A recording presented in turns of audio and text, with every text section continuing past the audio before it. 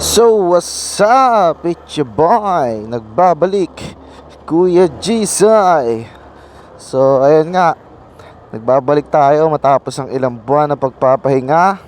So wala na si Astigma 250 dahil wala na rin yung ating Whitebeard, no? Kung matatandaan nyo, nag-post ako nakaraan, nagkaroon tayo ng nagkasakit tayo. So yun nga, na-confine tayo, nagkaroon ng mga konting problema. Isa rin sa mga dahilan kaya nawala si Whitebeard.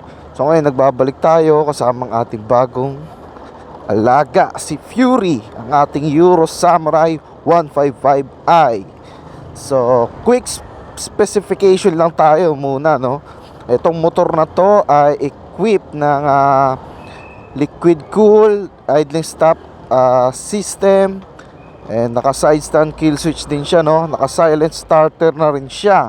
And sa kanyang power, meron siyang 14.5 horsepower, no?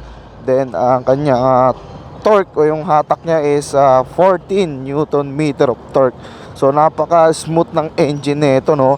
Similar ang engine niya sa nakakabit kay Honda Click 125 and 150, mga 150 series, no? Wala na kasi mga ganong face out na yun eh. So ang CVT set niya, panggilid, yung Honda Click, kasya lahat. Ang block niya, may nakapagpalit na sa group eh, nagpalit ng isang buong block, kasya yung sa Click 150. So kasukat niya, no? Ang engine nito napaka-smooth and very powerful, no? Napakaganda, ang lakas ng arangkada. So hindi ka na rin talo kasi bukod sa smooth, bukod sa malakas, napakamura, no?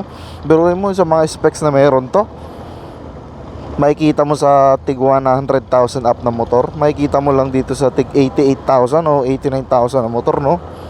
So kung ikaw ay naghahanap ng budget na motor na hindi nakakahiya gamitin, hindi ka ipapaya sa performance, talagang ito ang babagay na motor para sa inyo.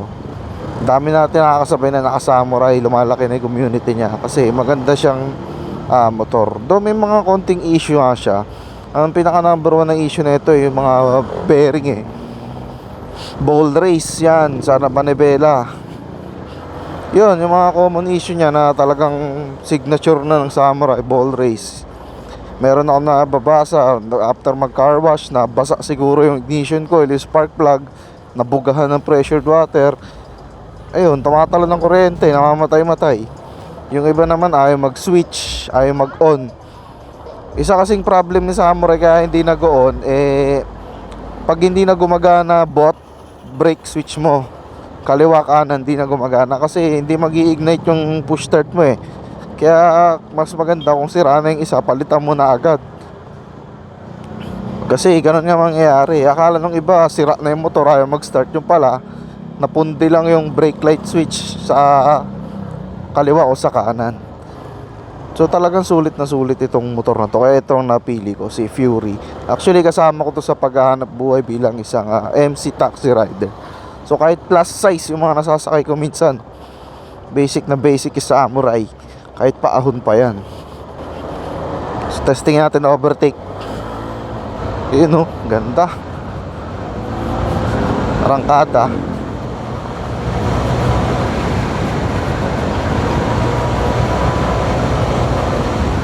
80 na, 80 agad ang natakbo. Madagdag ko nga lang din po, kompleto rin to sa information dito sa panel, no? May oras, may voltmeter, meron fuel indicator, may RPM, tsaka yung mileage nya. Itong mga pindutan, sensor po yan, di yan pinipindot ng dinidiinan, touch lang. So pwede ka mag-switch from odometer to trip meter. All goods tong motor na to. So mga nagsasabing sirain, pumili muna kayo, try nyo muna. Madali kasi magsalita pero mahirap magpatunay, di ba? So ako napaka-satisfied ko naman sa takbo na ito. Hindi ako nabigo. Actually mag-rides kami ng mga classmate ko nung high school, no? Sa darating na linggo, pupunta kami Daang Kalikasan. Yun. Kung di ako nagkakamali, papuntang Pangasinan nata yun, o Pangasinan na ba? Yun, tuloy-tuloy lang. Basta alaga lang sa change oil. Nag-change oil ako every 1,500 to 2,000. Depende sa quality ng langis. So sinasabay ko na rin yung gear oil. Hindi na ako nag-interval ng 2:1, no? Saging sabay na yan sa change oil, yung aking gear oil. Kasi napakarami na nabibiling langis ngayon na ano eh. May kasama ng gear oil eh. Ba't mo patitipirin, di ba? Para at least laging bago ang langis sa transmission mo. Mahirap kasi masiraan sa transmission dahil mahal ang labor. Babaklasin yung gulong, babaklasin yung panggilid, maraming babaklasin. Tsaka maraming bearings dyan. 6 yata yun o 8, hindi ko sure eh. So ito ngayon nag-short ride lang ako, short review lang dahil nga pupunta ako dito sa aming kapilya na ginagawa. Tutulong lang ako sa pag-construction. Sinabay ko na rin yung pagbablog. Actually ngayon lang ako nakabalik ulit dahil nga may problema rin ako sa camera ko. Ito nga, buti ngayon medyo nagagamit-gamit ko na. Sana malinaw yung audio ko, no, kasi itong mic ko tagal ko na rin din nagagamit. Kanina tinesting ko, medyo meron siyang maingay na background noise eh. Sana ngayon maganda pagkakabit ko. So ayun mga kuya, mga kaastig, yan ha, mga kaastig ko, sana tuloy-tuloy pa rin pagsuporta nyo sa aking page. Please like and follow. At yun, i-share nyo na rin yung ating mga content. So ayun lang, hanggang sa susunod mga kaastig. Alright.